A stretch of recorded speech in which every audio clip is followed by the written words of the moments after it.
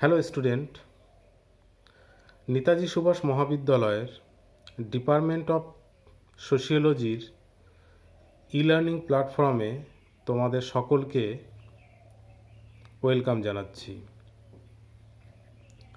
আমি মনিটন অধিকারী, তোমাদের সোশিওলজির টিচার।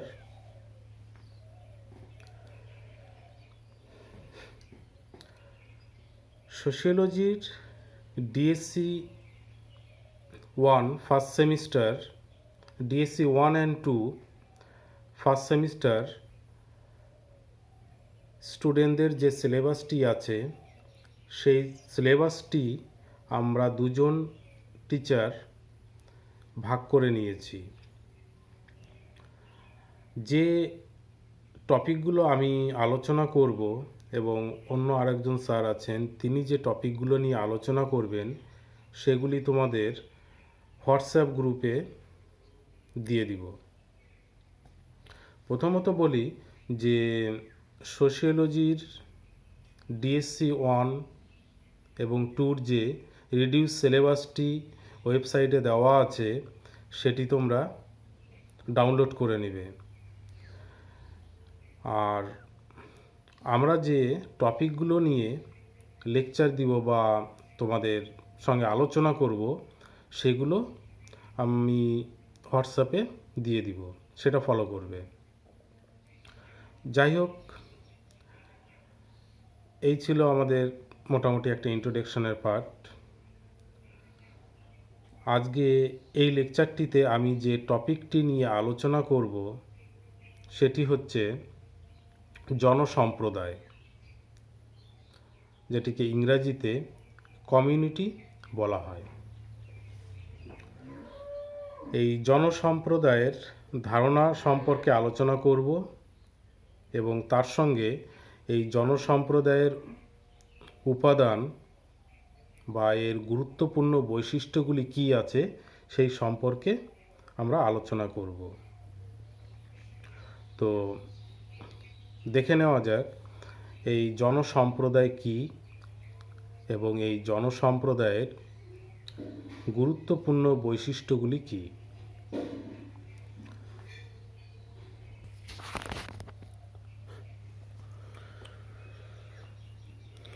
কোনো স্বাভাবিক মানুষ একা বসবাস করতে পারে না। সে তার আশেপাশের মানুষজনের সঙ্গে নানাভাবে সম্পর্কযুক্ত হয়ে পড়ে। এদের নিয়েই গড়ে ওঠে গোষ্ঠী।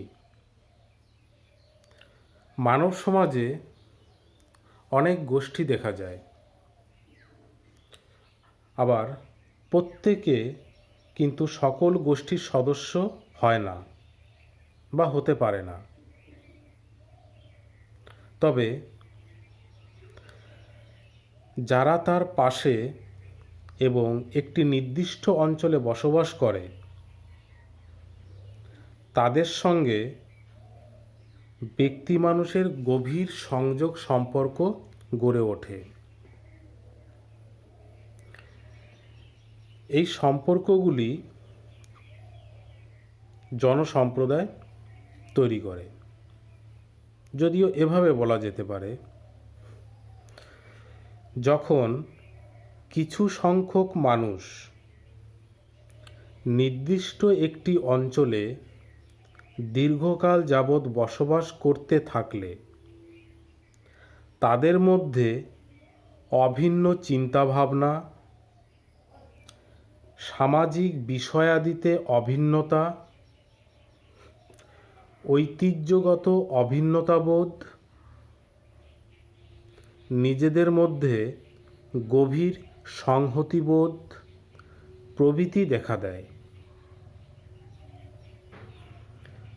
নির্দিষ্ট একটি অঞ্চলে একটি জনগোষ্ঠীর এইভাবে সুসংহত সামাজিক জীবনযাপনের সূত্রে সৃষ্টি হয় জনসম্প্রদায়। জনসম্প্রদায় বা সম্প্রদায়ের সর্বসাধারণ সংজ্ঞা সমাজবিজ্ঞানীদের দেওয়া সম্ভব হয়নি। তবে বিভিন্ন সমাজবিজ্ঞানী তাদের মতন করে এই সম্প্রদায়ের ব্যাখ্যা করেছেন। যেমন সমাজবিজ্ঞানী ম্যাকাইভার ও পেজ এর মতে, ম্যাকাইভার এবং পেজ সম্প্রদায়ের সম্বন্ধে বলতে চেয়েছেন একটি ক্ষুদ্র অথবা বৃহৎ গোষ্ঠীর সদস্যগণ সাধারণ জীবন পদ্ধতির অংশীদার রূপে একত্রে বসবাস করলে উক্ত গোষ্ঠীকে সম্প্রদায় বলে।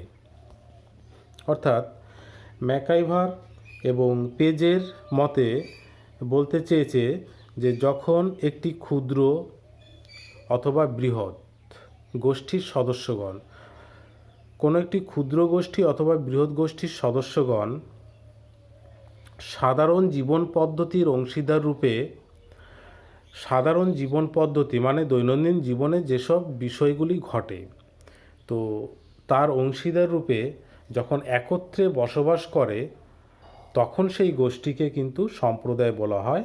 এটি ম্যাকাইভার এবং পেজের মতে। অন্য আরেকজন সমাজবিজ্ঞানী কিংসলে ডেভিস তিনি বলেছেন, community is the smallest territorial group that can embarrass all aspects of social life.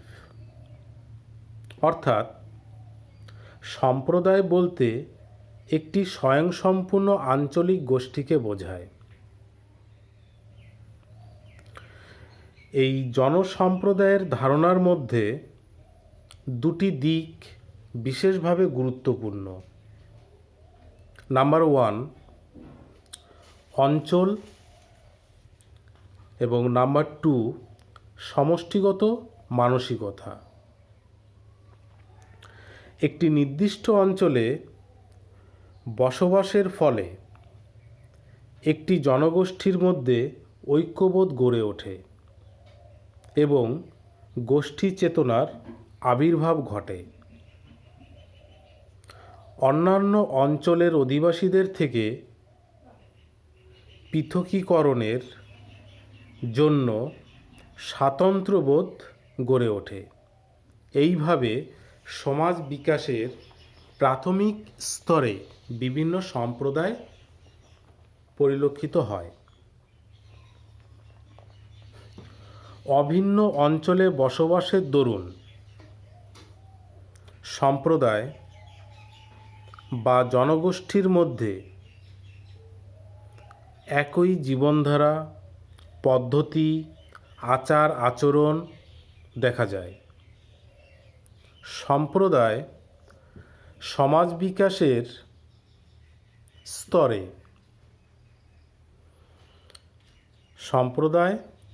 বিকাশের স্তরে কারো ইচ্ছা, চুক্তি বা কৃত্রিমভাবে গড়ে ওঠে না।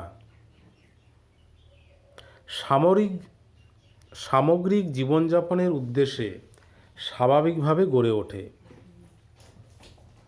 সম্প্রদায়ের কোনো আইনগত ভিত্তি থাকে না।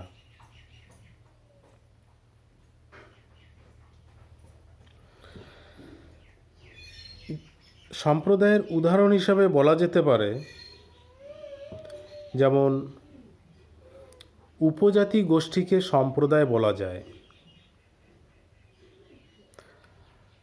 সমাজ বিকাশের প্রাথমিক স্তরে শিকার গোষ্ঠীগুলিকে সম্প্রদায় হিসাবে ধরা যায়। এমনকি স্বয়ংসম্পূর্ণ গ্রাম সমাজগুলিকেও সম্প্রদায়ের হিসাবে বিবেচনা করা যায়।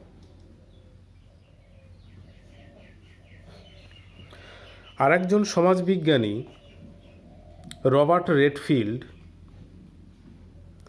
তিনি জনসম্প্রদায়ের ব্যাখ্যা দিয়েছেন। তার মতে ক্ষুদ্র ক্ষুদ্র গোষ্ঠী বা সমাজকে সমগ্র মানব জীবনের প্রতিচ্ছবি হিসেবে গ্রহণ করেছেন। এক্ষেত্রে তিনি ক্ষুদ্র সমাজের কয়েকটি বৈশিষ্ট্য উল্লেখ করেন, যেমন নাম্বার 1, স্বাতন্ত্র্য, অর্থাৎ এর শুরু ও শেষ সম্পর্কে স্পষ্ট সীমারেখা বোঝা যায়। নাম্বার 2, ক্ষুদ্র, সমগ্র রূপটি পর্যবেক্ষণযোগ্য। নাম্বার 3, সমরূপতা, সদস্য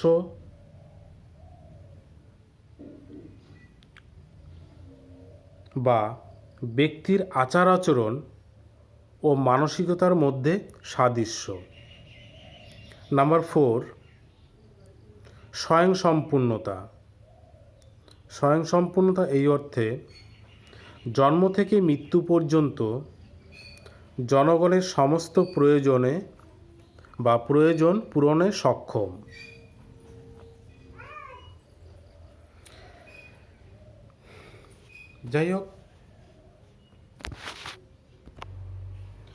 যাই হোক, তো এই বিভিন্ন সমাজবিজ্ঞানীদের মতামত আলোচনা করার পরে আমরা সাধারণভাবে জনসম্প্রদায় বলতে যেটি বুঝে থাকি সেটি হবে এরকম যে যখন কিছু সংখ্যক মানুষ নির্দিষ্ট একটি অঞ্চলে দীর্ঘকাল যাবৎ বসবাস করতে থাকলে তাদের মধ্যে অভিন্ন চিন্তাভাবনা,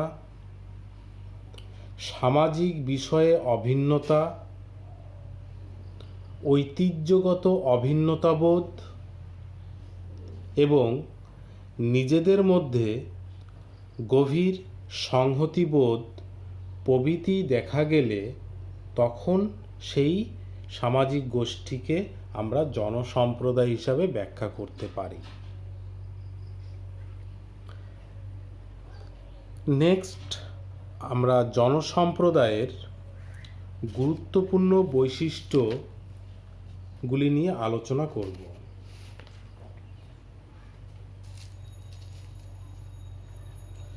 কারণ কোনো জনসম্প্রদায় একটা শূন্য অবস্থা থেকে আপনা আপনি আবির্ভূত হতে পারে না।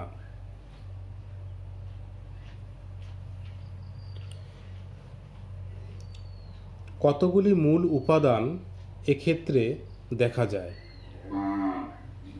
তাই কোনো একটি বিশেষ জনগোষ্ঠীকে জনসম্প্রদায় হিসাবে অভিহিত করা যাবে কি না তা এই সমস্ত উপাদানের দ্বারা নির্বাচন করা হয়ে থাকে। গঠনগত দিক থেকে বিচার করলে জনসম্প্রদায়ের কতগুলি উপাদান অত্যন্ত গুরুত্বপূর্ণ। এই উপাদানগুলি জনসম্প্রদায়ের বৈশিষ্ট্য। তো এই বৈশিষ্ট্যগুলি হলো নাম্বার 1, একটি জনগোষ্ঠী। নাম্বার 2, নির্দিষ্ট অঞ্চল। নাম্বার 3, সমষ্টিগত মানসিকতা। নাম্বার 4, অভিন্নতা। নাম্বার 5, স্বাভাবিকতা। নাম্বার 6, ব্যাপকতর উদ্দেশ্য। নাম্বার 7, স্থায়িত্ব। নাম্বার 8, নির্দিষ্ট নাম। নেক্সট, আইনগত ভিত্তি নেই। এই মোটামুটি 9টা উপাদান বা বৈশিষ্ট্য জনসম্প্রদায়ের মধ্যে থাকতে হবে। এগুলি থাকলে আমরা সেই গোষ্ঠীকে জনসম্প্রদায় হিসাবে উল্লেখ করতে পারি। তো একটু ডিটেলসে আমরা আলোচনা করে নিই এই জনসম্প্রদায়ের বৈশিষ্ট্যগুলি কি। নাম্বার 1 বলেছে যে একটি জনগোষ্ঠী, এ গ্রুপ অফ পিপল। জনসম্প্রদায় এবং একটি জনগোষ্ঠী আঙ্গাঙ্গিকভাবে সম্পর্কযুক্ত। জনগোষ্ঠী ছাড়া জনসম্প্রদায় গড়ে উঠতে পারে না। এই কারণে যে জনসম্প্রদায় হলো একটি জনগোষ্ঠী। সাধারণ জীবন পদ্ধতির অংশীদার হিসাবে যখন কোনো ক্ষুদ্র বা বৃহৎ জনগোষ্ঠীর সদস্যগণ একসঙ্গে বসবাস করে তখন সেই জনগোষ্ঠীকে জনসম্প্রদায় বলা হয়। অর্থাৎ জনসম্প্রদায়ের সৃষ্টি হয়েছে গোষ্ঠী জীবনের স্বার্থে।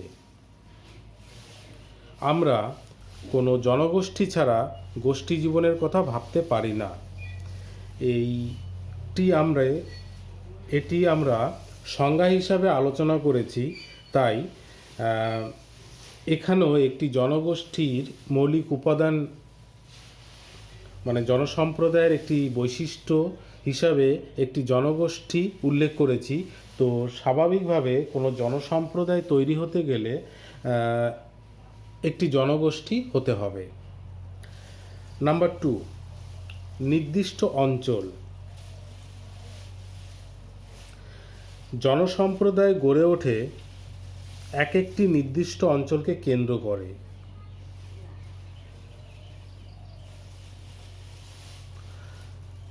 সবসময় একটি নির্দিষ্ট অঞ্চলের মধ্যেই জনসম্প্রদায়ের অন্তর্ভুক্ত সকলে বসবাস করে। অর্থাৎ তখনই জনসম্প্রদায়ের সৃষ্টি হতে পারে যখন একদল মানুষ একটি নির্দিষ্ট অঞ্চলে বসবাস করতে শুরু করে। তবে বসবাসের এই অঞ্চলটি চিরকালের জন্য অভিন্ন বা নির্দিষ্ট নাও হতে পারে। কখনো কখনো জনগোষ্ঠীর বসবাসের অঞ্চলটি পরিবর্তন হতে পারে। এক্ষেত্রে উদাহরণ হিসাবে যাযাবর গোষ্ঠীর কথা বলা যেতে পারে। এরা কোনো নির্দিষ্ট অঞ্চলে বসবাস না করে নিরন্তর বিভিন্ন জায়গায় অবস্থা বা অঞ্চলের পরিবর্তন করে বসবাস করে থাকে। বাট সাধারণভাবে এবং বেশিরভাগ জনসম্প্রদায় তারা নির্দিষ্ট একটি অঞ্চলেই দীর্ঘকাল ধরে বসবাস করে থাকে। কিছু ব্যতিক্রমী ঘটনা যেমন যাযাবর শ্রেণী এরকম, যেটি নির্দিষ্ট অঞ্চলে নয় বিভিন্ন জায়গায় ঘুরে ফিরে বসবাস করে। পরের বৈশিষ্ট্যটি হচ্ছে সমষ্টিগত মানসিকতা। জনসম্প্রদায়ের অন্তর্ভুক্ত ব্যক্তিবর্গের মধ্যে এক ধরনের আমরাবোধ উই ফিলিং বা সমষ্টিগত মানসিকতা দেখা যায়। এই সমষ্টিগত মানসিকতা হল জনসম্প্রদায় গঠনের ক্ষেত্রে একটি গুরুত্বপূর্ণ উপাদান। এই উপাদানের ভিত্তিতে এই মানসিকতার ভিত্তিতে এই জনসম্প্রদায় গড়ে ওঠে। পরের বৈশিষ্ট্যটি হচ্ছে অভিন্নতা। কারণ এই অভিন্নতার মাধ্যমে জনসম্প্রদায়গত সাদৃশ্যতা এবং সম্প্রদায়ের বাইরে যে সম্প্রদায় আছে বা গোষ্ঠী আছে তাদের থেকে অভিন্নতা প্রকাশ করে। এই সাদৃশ্য ও অভিন্নতার পরিপ্রেক্ষিতে এই জনসম্প্রদায়গুলি গড়ে ওঠে। জনসম্প্রদায়ের সদস্যদের মধ্যে বিভিন্ন ক্ষেত্রে সাদৃশ্য ও অভিন্নতাগুলি যে লক্ষ্য করা যায়, এর উদাহরণ হিসাবে ভাষা, রীতিনীতি, আচার আচরণ, ঐতিহ্য, প্রথা এই প্রভৃতির কথা বিশেষভাবে উল্লেখ করা যায়। পরের যে বৈশিষ্ট্যটি সেটি হচ্ছে স্বাভাবিকতা, ন্যাচারালিটি। প্রকৃতিগত দিক থেকে বিচার করলে জনসম্প্রদায় হলো স্বাভাবিক। কোনো কৃত্রিম সংগঠন নয়। জনসম্প্রদায় কারো ইচ্ছা অনুযায়ী সৃষ্টি হয়নি অথবা কৃত্রিমভাবেও তৈরি হয়নি। জনসম্প্রদায়ের সৃষ্টি হয়েছে স্বাভাবিকভাবে। পরের বৈশিষ্ট্যটি হচ্ছে ব্যাপকতর উদ্দেশ্য,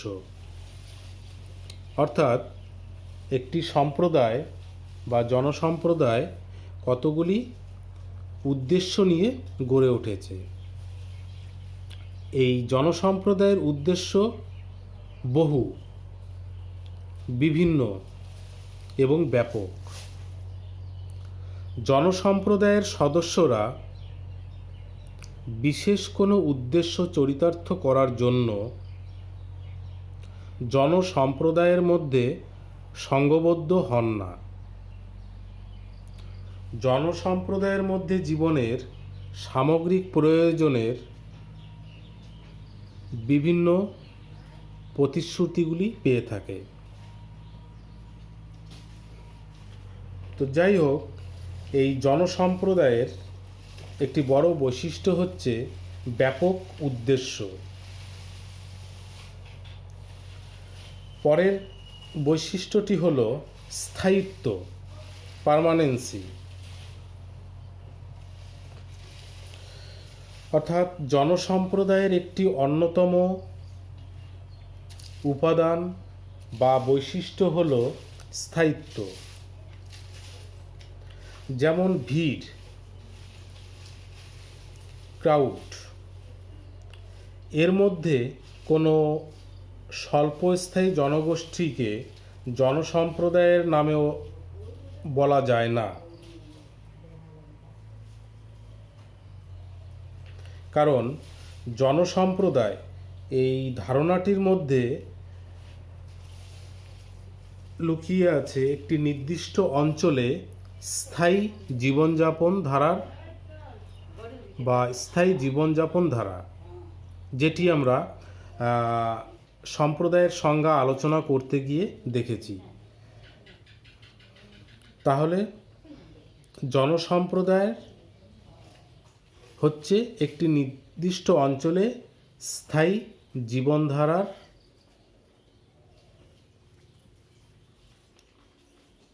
নেক্সট বৈশিষ্ট্য হলো নির্দিষ্ট নাম, পার্টিকুলার নেম। প্রত্যেক জনসম্প্রদায়ের নির্দিষ্ট একটি নাম থাকে এবং এই নাম থেকেই জনসম্প্রদায়ের পরিচয় পাওয়া যায় ও জনসম্প্রদায়ের ভৌগোলিক অবস্থান সম্পর্কে ধারণা পাওয়া যায়। কারণ আমাদের এই সমাজে বিভিন্ন সম্প্রদায়ের বসবাস করে এবং তাদের নির্দিষ্ট একটি করে নাম থাকে এবং এই নির্দিষ্ট একটি নাম সম্পর্কে আমাদের প্রত্যেকেরই কম বেশি কিছু একটু ধারণা জন্মায় যে এই সম্প্রদায়ের আচার আদব কায়দা ইত্যাদিগুলো এই ধরনের। তো সেই দিক থেকে প্রত্যেকটি জনসম্প্রদায়ের নির্দিষ্ট একটি নাম থাকে। পরের বৈশিষ্ট্য হল আইনগত ভিত্তি নেই, নো লিগ্যাল স্ট্যাটাস। জনসম্প্রদায়ের কোনো আইনগত স্বীকৃতি নেই, অর্থাৎ আইনের দৃষ্টিতে জনসম্প্রদায়ের আলাদা কোনো পরিচয় নেই। জনসম্প্রদায় আইনগত হিসাবে বিবেচিত হয় না। আইনের দৃষ্টিকোণ থেকে বিচার করলে জনসম্প্রদায়ের অধিকার কর্তব্য বলে কিছু নেই। তাই জনসম্প্রদায়ের বিরুদ্ধে কেউ মামলা করতে পারে না, আবার জনসম্প্রদায়ও কারোর বিরুদ্ধে মামলা দায়ের করতে পারে না। তো যাই হোক, জনসম্প্রদায় একটি স্বাভাবিক বিষয় যেটি স্বাভাবিকভাবে গড়ে উঠেছে কতগুলি মানুষের একই রকম চিন্তা ভাবনা আদব কায়দার পরিপ্রেক্ষিতে। তাই এটার কোনো লিগ্যালিসি স্ট্যাটাস নেই। তো এই ছিল আজকের আলোচনা, জনসম্প্রদায় কাকে বলে এবং এর গুরুত্বপূর্ণ বৈশিষ্ট্যগুলি কী। তো ডিয়ার স্টুডেন্ট, আজকের এই আলোচনা থেকে আমরা জানতে পারলাম যে জনসম্প্রদায় কী এবং এই জনসম্প্রদায়ের যে গুরুত্বপূর্ণ বৈশিষ্ট্যগুলি আছে, অর্থাৎ যে সমস্ত গুরুত্বপূর্ণ উপাদান দ্বারা এই জনসম্প্রদায় গড়ে উঠেছে সেগুলি আমরা বিস্তারিত আলোচনা করলাম। তো এই সম্প্রদায় থেকে যে প্রশ্নটি স্বাভাবিকভাবে বা সচরাচর চলে এসেছে সেটি এরকম হতে পারে যে জনসম্প্রদায় বলতে কি বোঝো, বা জনসম্প্রদায়ের সংজ্ঞা কী, এবং জনসম্প্রদায়ের গুরুত্বপূর্ণ উপাদানগুলি কী বা এর বৈশিষ্ট্যগুলি কী তা আলোচনা করো। তো জনসম্প্রদায়ের ধারণা এবং জনসম্প্রদায়ের যে গুরুত্বপূর্ণ বৈশিষ্ট্যগুলি, আমরা 9টা বৈশিষ্ট্য আলোচনা করলাম, তো এগুলি আলোচনা করতে হবে। আজকের আলোচনা এই অবধি। Thank you.